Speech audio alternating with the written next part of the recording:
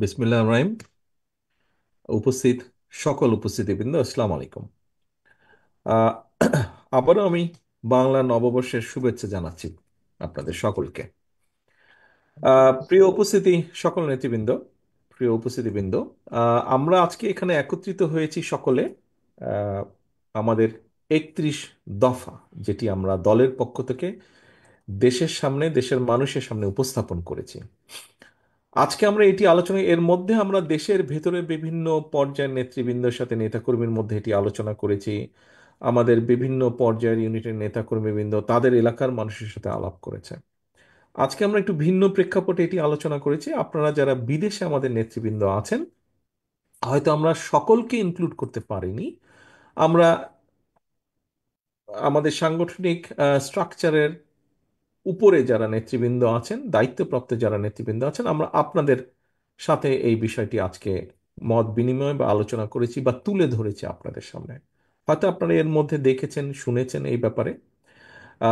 But আজকে আমাদের তিনজন আলোচকবৃন্দ, ডক্টর পাভেল, জনাব জেবুল্লাহ সাহেব এবং ডক্টর আমিন, তিনজনে আপনাদের সামনে ভাগ ভাগ করে খুব সুন্দরভাবে পুরো জিনিসটা, ডিটেইলটা আপনাদের সামনে আলোচনা করেছে।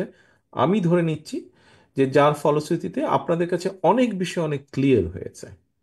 এখন দলের একজন সদস্য হিসাবে আপনাদের প্রতি অনুরোধ থাকবে যে আপনাদের কমিউনিটিতে আমাদের বাকি যে সকল নেতাকর্মী আছেন, যে সকল সমর্থন আছেন এবং যে সকল নিরপেক্ষ ব্যক্তি আছেন, দয়া করে আমাদের এই 31 দফার বিষয়গুলোকে, পয়েন্টগুলোকে আপনারা আপনাদের নিজেদের কাছে অনেক প্রশ্ন ছিল। আমাদের ঢাকা থেকে উপস্থিত তিনজন আলোচকবৃন্দ নিশ্চয়ই, আমি মনে করি যেভাবে ওনারা তুলে ধরেছেন, আপনাদের অনেক জিজ্ঞাসা ওনারা, প্রশ্নের উত্তর ওনারা নিশ্চয়ই ক্লিয়ার করতে সক্ষম হয়েছেন। এর বাইরেও অনেকে আপনারা প্রশ্ন করেছেন, যার কিছু কিছু আমিও আপনাদের সামনে তুলে ধরেছি উত্তরগুলো। অনেকটাই, 100% না হলেও অধিকাংশ পার্সেন্টেজ আমি মনে করি অনেকাংশে আপনাদের কাছে ক্লিয়ার হয়েছে। রাজনৈতিক দলের একজন সদস্য হিসাবে আপনারা দয়া করে এই বিষয়গুলো এখন তুলে ধরবেন। এখন উপস্থিতিবৃন্দ, যে 31 দফাটা কি, কেন? দেখুন, 31 দফাটি, 31 দফার আরেকটু অংশ আগে, সেটি হচ্ছে যে ভিশন 2030। এটি 2016 সালে দেশনেত্রী খালেদা জিয়া উপস্থাপন করেছিলেন। পরবর্তীতে দেশের রাজনীতি পরিস্থিতি সবকিছুর বিবেচনায় বাংলাদেশ জাতীয়তাবাদী দল 27 দফা উপস্থাপন করে। তারও পরে প্রায় দেড় দুই বছর আগে, 2 থেকে আড়াই বছর আগে, আমরা 31 দফা উপস্থাপন করি জাতির সামনে।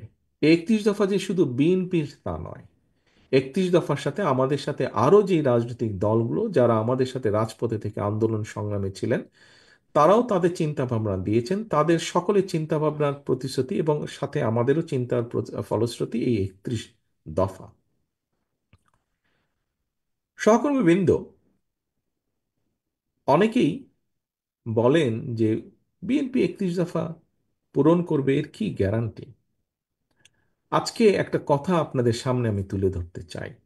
দেখুন, বাংলাদেশ জাতীয়তাবাদী দল, বিএনপি, এই বিএনপি বিগত প্রায় 40 বছরেরও বেশি সময় ধরে ধীরে ধীরে ধীরে ধীরে একটি লিগেসি তৈরি করেছে।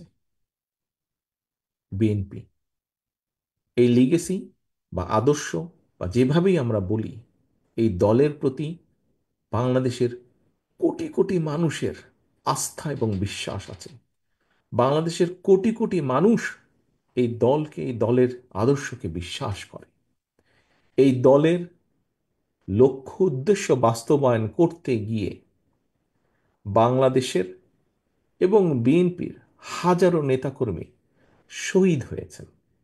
হাজারো নেতাকর্মী গুম খুনের শিকার হয়েছে। লক্ষের উপরে মানুষ, এই দলের সমর্থক, এই দলের রাজপথের কর্মী, সক্রিয় কর্মী, লক্ষ লক্ষ মানুষ অত্যাচার, নির্যাতনের শিকার হয়েছে। আমরা যখন 31 দফা জাতির সামনে উপস্থাপন করি, তখন কিন্তু দেশে একটি ভয়াবহ অবস্থা, অত্যাচার নির্যাতনের একটি স্টিম রোলার। আমাদের দলের নেত্রী, দেশনেত্রী খালেদা জিয়া তখন জেলে বন্দী। আমাদের দলের মহাসচিব মির্জা ফখরুল ইসলাম আলমগীর জেলে বন্দী। আমাদের বহু নেতাকর্মী জেলে বন্দী। আমরা সেরকম একটি সময় 31 দফা উপস্থাপন করেছি।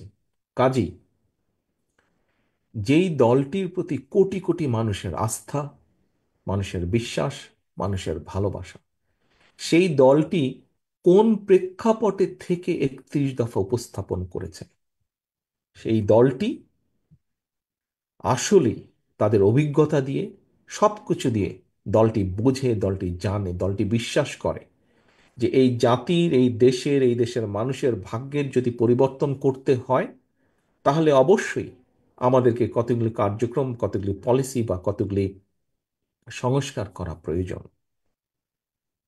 এই দেশে সংস্কার বলতে যা বোঝায়, একটি রাজনীতিতে, সমাজে সংস্কার বলতে যা বোঝায়, সেটি কিন্তু শুরু করেছিল বিএনপি। বাকশাল থেকে বহুদলীয় গণতন্ত্রের প্রবর্তন, এটিকে সংস্কার নয়, এটি তো বিএনপি করেছে। দুর্ভিক্ষ থেকে খাদ্য রফতানির দেশে পরিণত করা, অন্তত খাদ্য স্বয়ংসম্পূর্ণ করা কম বেশি, এটি কি সংস্কার নয়? খাল খননের মাধ্যমে কৃষকের জমিতে পানি পৌঁছে দেওয়া, এটি কি সংস্কার নয়? কাজে সংস্কারের প্রবর্তক, সংস্কারের ধারক বাহক হচ্ছে বিএনপি। দেশের নারী সমাজকে শিক্ষিত করা, শিক্ষিত করার মাধ্যমে দেশের নারী সমাজকে দেশের উন্নয়নের সাথে একত্রীভূত করা, এটি কি সংস্কার নয়? এই সংস্কার তো দেশনেত্রী খালেদা জিয়া করেছেন, বিএনপি করেছে শুরু। কাজেই এই দেশে সত্যিকারভাবে যদি কেউ সংস্কার করতে চায়, সংস্কার করে থাকে, সামনে সংস্কার করবে, সেটি বিএনপি করবে। বিএনপি করতে পারে, কারণ অতীতেও বিএনপি করেছে। বর্তমানে বিএনপি সংস্কারের প্রস্তাব সবার আগে দিয়েছে, কারণ ভবিষ্যতে ইনশাল্লাহ বিএনপি করার সক্ষমতা রাখে। আজকে অনেকেই, ব্যক্তি হোক বা রাজনৈতিক দলই হোক না কেন, সংস্কারের কথা বলছে। নির্বাচন পরে, সংস্কার আগে। আপনাদের সকলের কাছে আমি একটি প্রশ্ন রাখতে চাই, যারা বলছে আগে সংস্কার পরে নির্বাচন, তাদের ক্ষেত্রে আমরা কি দেখছি? মুখে বলছে পরে নির্বাচন, কিন্তু তারা তো গিয়ে ঠিকই যে বিভিন্ন জায়গায় আমরা দেখছি নিজেদের প্রার্থী তারা ডিক্লেয়ার করে বেড়াচ্ছে। কোথায়? বিএনপি তো এটি করছে না। বিএনপি তো এটি করছে না। কারণ, কেন বিএনপি করছে না জানেন? বিএনপি এই কারণে করছে না, কারণ সংস্কার একটি চলমান প্রক্রিয়া। সংস্কার কোনো ব্র্যাকেট বন্দি কোনো বিষয় নয় যে এতটুকু আসলো, এতটুকু হলো, হয়ে গেল। সংস্কার একটি চলমান প্রক্রিয়া। যেহেতু আমরা বিশ্বাস করি, সেজন্যই আমরা বলি যে নির্বাচন এবং সংস্কার এটি চলমান প্রক্রিয়া। সংস্কার চলতে থাকবে, কিন্তু নির্বাচন হতে হবে নির্বাচনের সময় মতন। এবং সে কারণেই আমরা অনেককেই দেখছি বলছে মুখে আগে সংস্কার পরে নির্বাচন, কিন্তু বাস্তবে তারা ঠিক তার বিপরীত কাজটি করছে, যেটি বিএনপি কখনোই বলে না, বিএনপি করে না। বিএনপি তাই করে যা বিএনপি বলে, বিএনপি তাই বলে যা বিএনপি করে। প্রিয় সহকর্মীবৃন্দ, আমি একটু আগেই বলেছি, বিএনপি কখন সংস্কারের প্রস্তাব দিয়েছে? বিএনপি তখনই প্রস্তাব দিয়েছে যখন বিএনপির দেশনেত্রী খালেদা জিয়া থেকে শুরু করে দলের মহাসচিব থেকে শুরু করে শত হাজারো নেতাকর্মী জেলে বন্দী, যখন বিএনপির লক্ষ লক্ষ নেতাকর্মী ঘর বাড়ি ছাড়া, গায়েবী মামলার জর্জরিত, তখন বিএনপি দিয়েছে। আজ আমরা অনেক মানুষের মুখে শুনতে পাই সংস্কারের কথা। আজকে দ্বিতীয় প্রশ্নটি আপনাদের কাছে, আজকে যারা সংস্কারের কথা বলছে, খুব জোর গলায় সংস্কারের কথা বলছে,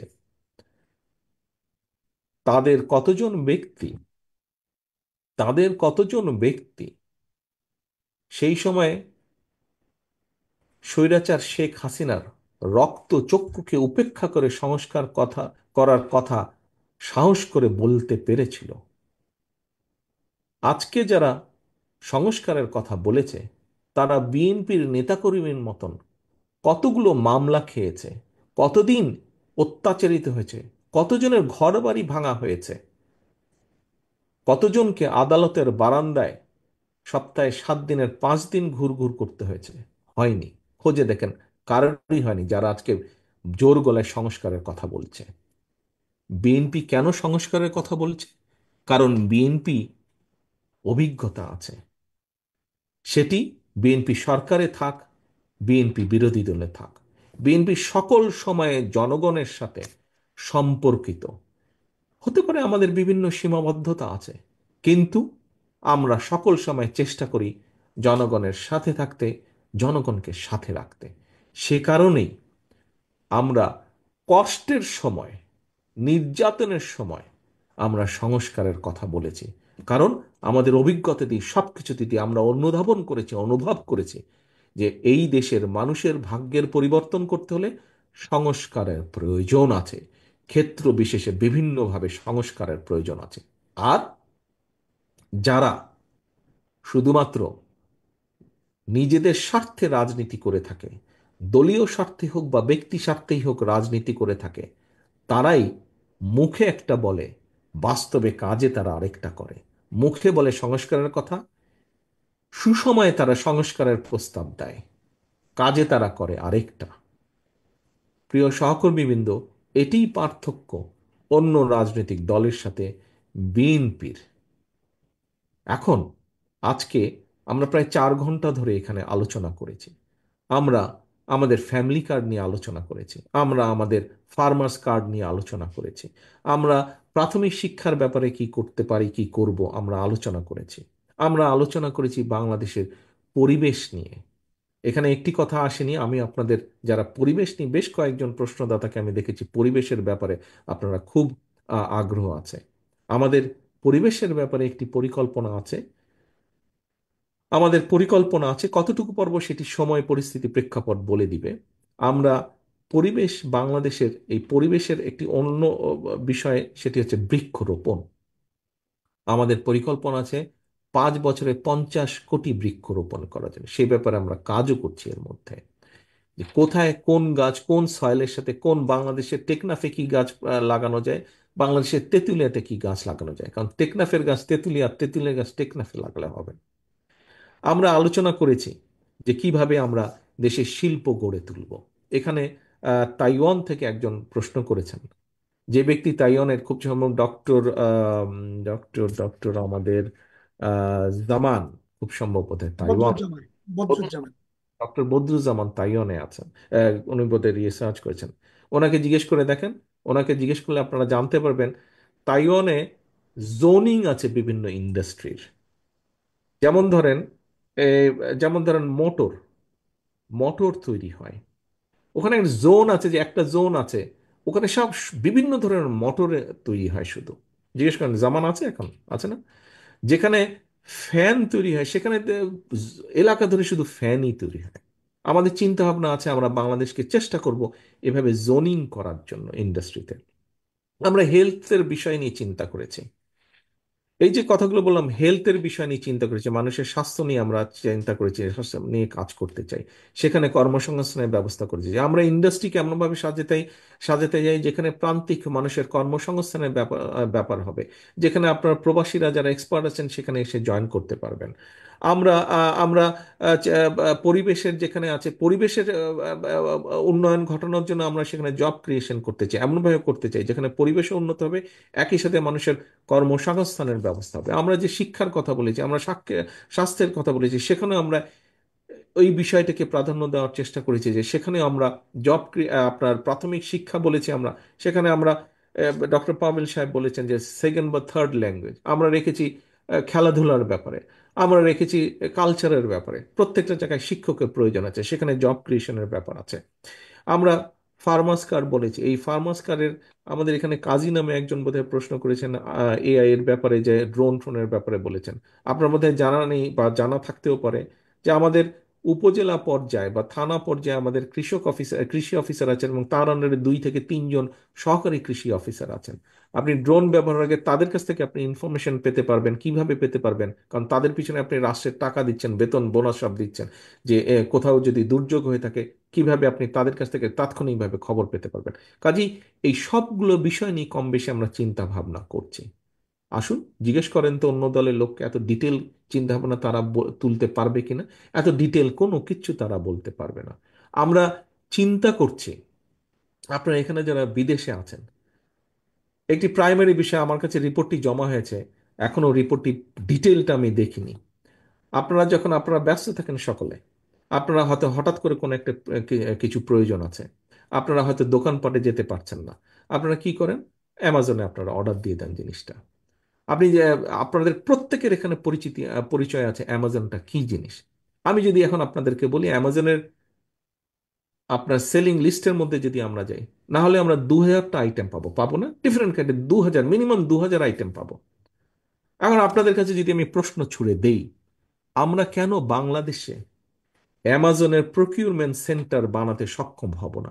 অ্যামাজনে যে এই যে 2000 আইটেম, 2000 মধ্যে না হলে 1000 আইটেমের ছোট ছোট ছোট ছোট ফ্যাক্টরি তো আমরা বানাতে সক্ষম হব, যদি আমরা সুন্দরভাবে প্ল্যানিং করে দেব। অ্যামাজন ধরেন, আলিবাবা ধরেন, এই যে অ্যামাজন আলিবাবা দুটো যে বড় আপনার অনলাইন শপিং, এদের প্রক্রিয়া, এরা তো কোথাও না কোথাও থেকে তো জিনিসগুলা তাদের প্রকিউর করছে। তাহলে কেন আমরা তাদের প্রকিউরমেন্ট সেন্টার বাংলাদেশকে বানাতে পারবো না? কাজী এই বিষয়টি নিয়ে আমরা কাজ করছি, এরকম বিষয় নিয়ে আমরা কাজ করছি। কাজী প্রিয় সহকর্মীবৃন্দ, আমরা এই জন্যই কাজ করছি। বাংলাদেশ জাতীয়তাবাদী দল, আপনার প্রিয় দল, এই জন্যই কাজ করছে, কারণ এই দলটি এই দেশের মানুষের মনের মধ্যে গাঁথা। এই দলের শেকড় এই দেশের মাটির মধ্যে গাঁথা। সেজন্যই এই দলটি যখন নির্যাতিত থাকে, এই দলটি ভীষণভাবে যখন নির্যাতিত থাকে, সেই সময় এই দলটি দেশ এবং দেশের মানুষের কথা চিন্তা করে। এবং সেই সময় আপনি যখন কষ্ট থেকে কিছু করবেন, কষ্ট দিয়ে কিছু করবেন, কষ্টের ভিতর থেকে যখন আপনি কোনো কিছু তৈরি করবেন, সেটিই হবে প্রকৃত বিষয়, প্রকৃত জিনিস। আজকে আমরা দেখছি অনেকে অনেক সংস্কারের কথা বলছেন, উই ওয়েলকাম দ্যাট। বাট এরা কখন সংস্কারের কথা বলছে? এরা কোন পরিস্থিতিতে সংস্কারের কথা বলছে? বিএনপির প্রতিটি দেশনেত্রী খালেদা জিয়া থেকে শুরু করে আমার গ্রামের শেষ কর্মীটি অত্যাচারিত, নির্যাতিত, নির্যাতিত অবস্থায় তারা সংস্কারের কথা বলছে। আর আজকে যারা সংস্কারের কথা বলছে, বড় বড় জায়গায় বসে, এয়ার কন্ডিশনের ভিতরে বসে, বড় বড় দামি দামি অফিসে বসে তারা সংস্কারের কথা বলছে। আজকে যারা সংস্কারের কথা বলছে, এরা সুবিধা প্রাপ্ত হয়ে, অর্থাৎ সরকার তাদেরকে গাড়ি দিচ্ছে, তাদেরকে বেতন বোনাস ভাতা দিয়ে দিচ্ছে, তারপরে তারা বসে বসে সংস্কারের কথা বলছে। বিএনপি এসব সুবিধার মধ্যে থেকে সংস্কারের কথা বলেনি। বিএনপি যখন সংস্কারের কথা বলছে, তখন বিএনপি রাজপথে স্বৈরাচারের সাথে যুদ্ধ করছে একদিকে, আন্দোলন করছে একদিকে, আর আরেক দিকে বিএনপি দেশ গঠনের কথা চিন্তা করছে।